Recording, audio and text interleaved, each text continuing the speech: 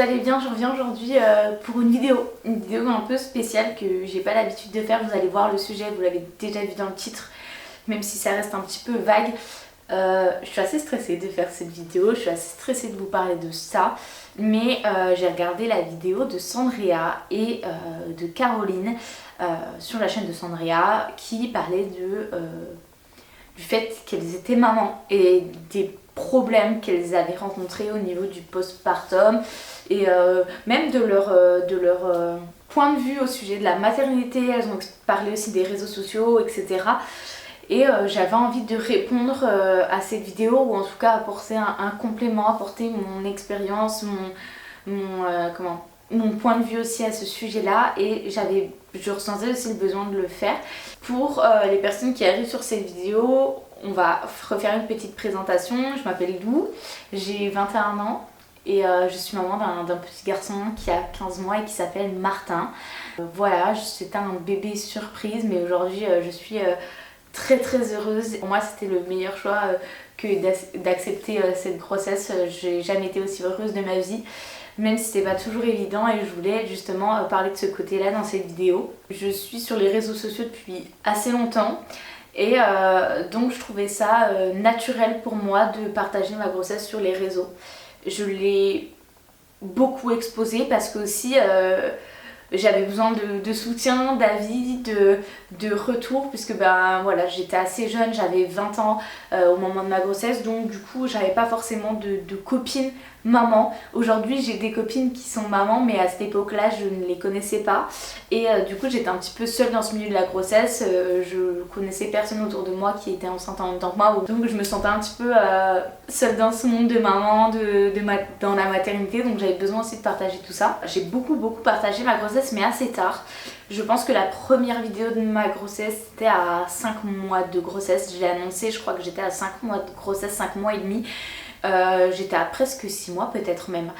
Ouais, c'est ça, j'étais à 5 mois et demi. Je l'ai pas annoncé tout de suite parce que j'avais besoin aussi d'assimiler la grossesse, que tout se passe bien dans mon environnement, pour pouvoir aussi être ok à accepter les critiques potentielles que j'aurais pu recevoir au vu de ma situation. Finalement je n'ai presque pas eu de critiques, en tout cas peu. Je l'ai partagé assez tard, mais ensuite je l'ai beaucoup partagé parce que ça me faisait du bien. C'était un sujet qui me plaisait aussi quand on est dans la maternité, en général. Enfin moi en tout cas j'étais en plein dedans et j'aimais trop en fait ces vidéos là, donc c'était naturel pour moi de partager ça.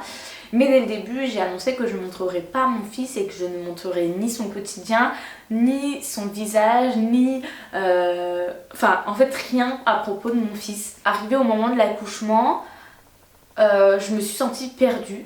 Au début, ma vie ne tournait qu'autour de mon fils, puisque Martin avait des reflux internes. Ça faisait qu'il pleurait beaucoup et qu'il avait énormément besoin des bras. Il était en portage presque toute la journée, dormait exclusivement sur moi jusqu'à ses 4 mois. Donc, ma vie tournait autour de Martin. En plus de ça, on était en confinement quand j'ai accouché. J'ai accouché 3 semaines après, on était en confinement. Donc finalement quand j'ai repris les vidéos, on était en confinement, et en plus de ça j'avais un bébé qui avait énormément besoin de sa maman, de son papa, en tout cas de contact de ses parents. Donc ma vie tournait que autour de ça, et je me suis retrouvée un petit peu perdue à qu'est-ce que je partage maintenant. J'avais toujours dit que je ferais autre chose que de la maternité et que ma chaîne n'allait pas devenir une chaîne maternité. Je l'ai toujours dit, mais j'ai eu un temps d'adaptation. Je me suis dit qu'est-ce que je fais maintenant. J'ai toujours essayé de diversifier mon contenu, et donc de pas faire des vidéos que grossesse. Je faisais une vidéo grossesse en général, une vidéo pas grossesse, une vidéo grossesse, une vidéo pas grossesse, vu que je fais une vidéo face cam par semaine. Mais du coup, arrivée à la naissance de Martin, je me suis retrouvée perdue, je savais plus quoi partager. Mon quotidien était hyper monotone, même en vlog en fait j'étais un peu perdue. Qu'est-ce que je voulais montrer, qu'est-ce que je voulais pas montrer. Et du coup au début j'ai un peu partagé du quotidien de maman avec mon fils, et au bout de 1 mois, 2 mois, je me suis dit mais en fait c'est pas du tout ce que je veux faire. J'ai pas envie de partager le quotidien de Martin, parce qu'en fait je disais que je montrais pas pas son visage, mais au-delà de ne pas montrer son visage, je n'avais pas envie de montrer son quotidien, je n'ai pas envie de montrer à quelle heure il se lève, à quelle heure il s'endort, ce qu'il fait de sa journée. Je trouve que c'est hyper... Enfin c'est sa vie quoi, moi j'ai décidé de m'exposer, d'exposer ce que je fais de mes journées, mais lui je n'ai pas envie d'exposer ce qu'il fait de ses journées. Je sais pas, j'étais hyper... Moi je ne montre pas Martin de une pour préserver son intimité, pour préserver son innocence, enfin ouais, le préserver, qu'on ne le reconnaisse pas dans la rue, même si son visage va évoluer. J'ai pas envie qu'on puisse le reconnaître ou qu'on puisse même 10 ans après lui dire qu'on l'a vu sur internet. J'ai pas envie de ça. J'ai aussi envie de le protéger de toutes les personnes malveillantes des réseaux sociaux, que ce soit des personnes pédophiles mais même aussi des critiques. En tant que maman, je n'ai pas envie qu'on critique le physique ou le comportement de mon enfant. Ça me rendrait folle et je pense que c'est un point hyper sensible. Je sais beaucoup me contenir sur les réseaux, je suis hyper tranquille, genre je vais pas insulter les gens si ils vont me critiquer ou quoi, genre je suis hyper genre basta, c'est pas grave, je m'en fiche. Mais quand ça touche à mon fils, je pourrais faire ressortir une facette de moi que je n'ai pas envie de ressortir. Bah voilà, forcément quand ça touche à nos enfants en tant que maman, forcément on sort les griffes. J'ai pas envie de ça, j'ai pas envie de me prendre la tête avec ça, j'ai pas envie d'avoir les conseils de Pierre, Paul, Jacques si je ne les ai pas demandés. Si j'ai besoin de conseils en général, je n'ai pas peur de faire une petite story pour vous demander, mais voilà, avoir des conseils H24 sur comment on éduque notre enfant aussi, c'est quelque chose qui me rendrait folle. Parce que déjà je montre pas mon enfant, je montre pas son quotidien et j'arrive quand même à avoir des fois des conseils qui sont soi-disant bienveillants, mais finalement on se rend compte en creusant un petit peu que c'est tout sauf bienveillant. Il y a ça et il y a, comme je vous ai dit, je n'ai pas envie de montrer son quotidien. Je sais pas, je trouve ça hyper malsain de savoir de A à Z ce que fait nos petits bouts, je sais pas, ça n'a pas sa place sur internet. Tout ça pour revenir que au début je faisais des vlogs et donc vu que ma vie tournait autour de mon fils, en parlant de ma vie, forcément le quotidien de mon fils était exposé. Et au bout de quelques mois, je me suis posée et j'ai pleuré et je me suis dit purée, je suis en train de déconner et je suis en train de faire quelque chose que je n'ai pas envie de faire. Je suis en train d'exposer des choses que je n'ai pas envie d'exposer. Donc il faut stopper, il faut arrêter, il faut trouver un contenu autre qui te plaît, que tu as envie de partager, mais là tu ne peux plus partager ce contenu là parce que j'étais pas 100% sereine avec ce choix là en fait. Puis en plus je voyais des critiques comme quoi j'exposais mon enfant sur des miniatures pour avoir des vues, mais alors que c'était juste, je le trouvais mignon, enfin bref, et forcément ça me blessait parce que j'étais pas 100% en adéquation avec mon choix. Et ça je l'ai toujours dit souvent quand certaines mamans, enfin certaines personnes disent ah mais toi tu te fais passer pour une maman parfaite ou quoi, nanana, c'est que par derrière leur choix qu'elles ont fait est pas 100% assumé, même si elles n'ont pas forcément le choix. Typiquement par exemple si je dis je ne laisse pas pleurer mon enfant, il va avoir une maman qui dit oh mais toi t'es une maman parfaite, le laisser pleurer 5 minutes ça fait pas de mal, nanana.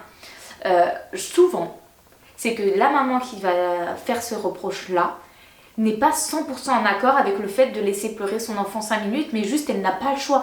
Comme, enfin voilà, ça peut arriver de ne pas avoir le choix de faire quelque chose, d'être juste débordée et de ne pas avoir le choix, et du coup elle va se sentir, elle va culpabiliser en fait, et souvent ces personnes-là vont dire ouais tu fais du contenu culpabilisant pour les autres mamans. Non, je pense juste que c'est certaines personnes vont se sentir offensées par ça parce qu'elles sont pas 100% en accord avec leur choix. Tout ça pour dire que quand on me critiquait sur le fait que je surexposais mon enfant, j'essayais de tenir tête en disant non je ne le surexpose pas, mais au fond moi je n'étais pas à 100% en accord avec le choix que je faisais d'afficher certaines choses de sa vie, même sans montrer son visage hein.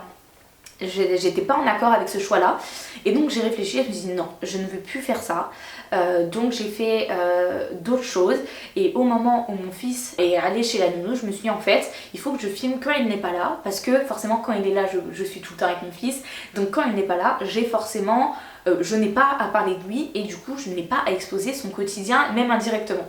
Voilà, c'est pour ça d'ailleurs qu'on ne voit pas mon fils sur les vlogs, en tout cas très peu, qu'on n'en entend pas parler, que j'en parle pas, que je ne dis pas quand il va chez la nounou, à quelle heure je vais le récupérer, à quelle heure je vais aller le chercher le matin, je le dépose le matin, parce que ça ne vous regarde pas et c'est quelque chose que je trouve de privé et qui pourrait être dangereux, on sait jamais. Vous avez peut-être vu la vidéo d'Anaïs. Je vais pas dire son nom de famille parce que je ne l'ai plus en tête et j'ai peur de l'écorcher, qui a une petite fille et une fan qui est vraiment dégénérée. la menace en fait d'aller chercher, enfin de kidnapper sa fille. Elle sait où est la petite à la crèche. Elle a même postulé à cette crèche là pour pouvoir avoir des contacts avec la fille d'Anaïs. Enfin bref, une histoire de fou. Et ça c'est des trucs qui peuvent arriver, c'est vraiment hyper dangereux. Donc bref, c'est des choses que je veux pas exposer. C'est pour ça que je réponds pas forcément aux commentaires me demandant certaines choses, parce que j'ai pas assez, voilà, j'ai pas envie d'exposer ça. Du coup j'ai réussi à retrouver un contenu qui me plaît. Je me suis passionnée pour la cuisine, donc je vais plus partager aussi au niveau de là. Et j'ai retrouvé une passion que j'avais envie de vous partager sur les réseaux. Il y a eu un moment de flou aussi où il faut s'adapter à sa nouvelle vie, à ses nouveaux projets, à cette nouvelle façon de vivre aussi. Donc j'ai eu un temps d'adaptation qui a été plus ou moins long, où ouais, j'étais perdue, je savais pas quel contenu proposer, j'avais envie encore de vous partager, de publier du contenu, mais je savais plus trop quoi faire. Et même en story, en fait, en story, avant, je vous partageais ma vie étudiante, etc. Aujourd'hui, ma vie, c'est quand même mon fils, mon copain, 2 personnes que je n'ai pas envie d'exposer. Donc, je me suis souvent, en fait, retrouvée à vouloir vous parler de certaines choses et de me dire non, ça n'a pas sa place sur mes réseaux sociaux, et du coup, d'être un peu perdue et de pas savoir trop quoi partager. Voilà, aujourd'hui je pense que j'ai retrouvé un petit peu de passion, j'ai retrouvé quoi vous partager sur les réseaux et je suis hyper contente de ça. J'ai retrouvé du contenu, j'ai trouvé des idées, j'ai retrouvé ouais, de l'envie, de la motivation à partager, même si je ne suis pas 100% épanouie parce que je suis encore frustrée. C'est vrai que des fois je culpabilise envers certaines mamans qui ne font pas garder leur enfant et qui travaillent de la maison et qui arrivent à tout gérer. Typiquement Elsie Life Marie, je vois elle fait 40 000 trucs à la journée et je me demande comment elle fait. Moi je n'arrive pas, j'ai un bébé qui ne supporte pas que je ne sois pas avec lui. Si je suis sur mon ordi, il voudra absolument venir sur mes genoux et donc forcément trifouiller l'ordinateur, et je ne peux pas en fait travailler quand il est là. Je peux travailler 5 minutes et après il a besoin de moi, que je joue avec lui, que je lui apporte de l'attention, parce que aussi je l'ai toujours habitué à être 100% avec lui. Et ça, j'avais entendu ça, je ne sais plus où, mais l'enfant prend la place qu'il a à prendre, c'est-à-dire que je lui ai toujours laissé beaucoup de place à Martin. Je l'ai toujours été 100% avec lui, donc forcément il attend que je sois encore 100% avec lui. Et Martin ne se fait pas garder tous les jours, il se fait pas garder beaucoup dans la semaine, et donc je me retrouve très souvent frustrée à ne pas réussir à m'organiser pour pouvoir finir mon boulot, ne pas pouvoir mener à bout mes projets. Et ça c'est encore un truc qui me pèse. On essaie d'en discuter pour trouver une organisation qui me permet d'être hyper épanouie et d'être moins aussi sur les nerfs, parce que des fois en fait je suis frustrée parce que ma tête elle tourne tout le temps, je m'arrête jamais, ma tête elle tourne. Des fois je me réveille dans la nuit parce que j'ai des idées et que je les note, ou je me couche hyper tard et Martin se réveille parfois tôt et donc je suis décalquée le matin et du coup un petit peu sur les nerfs. Et ça c'est encore une facette de la maternité que je n'ai pas réussi à appréhender. Aujourd'hui mon fils a bientôt 1 an et demi et je suis toujours sur une organisation qui est encore bancale au niveau de mon boulot. Il faudrait que mon fils soit gardé un petit peu plus, mais ouais, comme je vous dis, des fois je culpabilise en voyant des mamans qui ne font pas garder leur enfant et qui arrivent à tout gérer. Je me dis mais comment elles font? Est-ce que il y a un truc que j'ai loupé? Est-ce que ouais, il y a quelque chose que j'ai loupé? J'en viens à envier des mamans où leurs enfants font 2-3 heures de sieste par jour, parce que Martin dort presque pas la journée. Donc forcément quand il fait à peine 1 heure de sieste, je fais la vaisselle et en fait il se réveille et j'ai terminé et je peux pas travailler. Et je suis frustrée en fait de pas réussir à mener à bout mes projets. J'ai plein de trucs en tête mais je peux pas forcément le faire parce que j'ai pas le temps. Et je sais qu'il y a des mamans qui travaillent toute la journée en entreprise et que le soir ils ont encore une tonne de trucs à faire et elles gèrent encore tout ça, et que les gens vont me dire mais toi t'es toute la journée à la maison et t'arrives pas? Bah oui, en fait des fois je n'arrive pas et je sais pas, je vous jure, quand je vois certaines mamans je me dis putain, trop forte quoi. Mais non, moi je suis encore des fois à courir partout. Même la nounou elle me dit mais vous êtes essoufflée, vous courez partout, c'est le matin et tout. Je dis oui, je cours partout. Des fois le matin j'emmène Martin chez la nounou, j'ai déjà fait une journée, j'ai l'impression que je suis déjà éclatée, ça fait déjà 3 heures qu'on est levé et qu'on est Bref, enfin voilà, des fois c'est pas toujours évident. Plus ça va, plus j'essaye de m'apaiser, de me détendre et de laisser aller et de lâcher prise aussi. Mais c'est vrai que j'essaie d'apporter quand même un maximum de cadre à Martin et de... Ouais, voilà, de lui apporter un environnement sain et tout. Donc de me... zen, mais c'est pas toujours évident. La maternité, c'est ultra beau. Ultra beau, j'ai toujours rêvé d'être maman. Toujours, et j'ai toujours voulu une famille nombreuse. Et maintenant que j'ai mon fils, je me dis... je suis pas prête en fait à sacrifier encore de mon temps. Ça va peut-être être cru, mais de sacrifier encore de mon temps pour un autre enfant, parce que là déjà je trouve que c'est déjà compliqué à tout gérer et j'ai pas envie d'avoir un enfant et de pas pouvoir lui accorder tout le temps qu'il demande, de pas pouvoir accorder aussi le temps de Martin.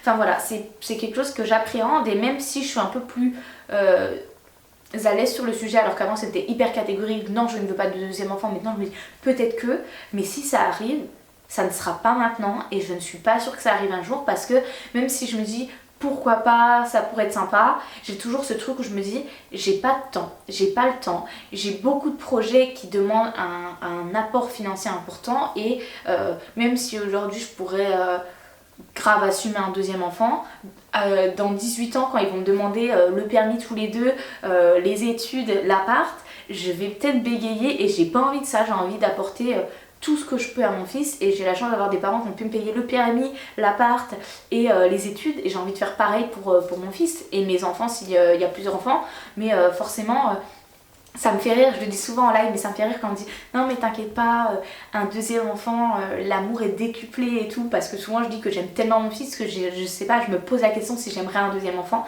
et je pense que toutes les mamans se posent la question, et du coup on répond souvent ça, que l'amour est décuplé. Oui, ça je l'entends, mais mon temps ne sera pas décuplé, donc c'est à dire que mon temps ne va pas être doublé, je vais pas avoir 48 heures dans une journée, et mon porte-monnaie ne va pas doubler, mon compte en banque ne va pas doubler suite à une deuxième grossesse. Donc il y a toutes ces choses là où je réfléchis et je me dis je suis bien avec un seul enfant, et c'est déjà pas toujours facile, donc on va peut-être déjà essayer d'assurer au maximum mon rôle de mère avec un enfant, et après on verra, et je fais de mon mieux, et comme disait Sandrea, c'est que l'essentiel c'est de faire de son mieux, et si on fait de son mieux on sera la meilleure mère pour notre enfant, et moi je fais de mon mieux tous les jours, j'essaie d'apporter au maximum pour mon fils, et voilà, des fois ça me fait culpabiliser, je me dis mais de toute façon tu fais du mieux que tu peux, de toute façon tu donnes tout ce que tu peux pour lui apporter ce qu'il a besoin, ce qu'il a envie.